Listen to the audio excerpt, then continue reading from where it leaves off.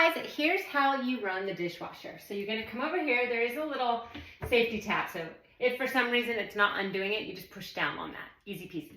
Okay, then in here, you're gonna find the detergent. Guys, take one, pretty simple, open this up. You're gonna see right here, that is where it goes. It even says main wash. You close it till you hear snap, shut that. Make sure you hear that it's shut. Now that it's closed, these are all the buttons, but really you can ignore all of them. I just go to cycles.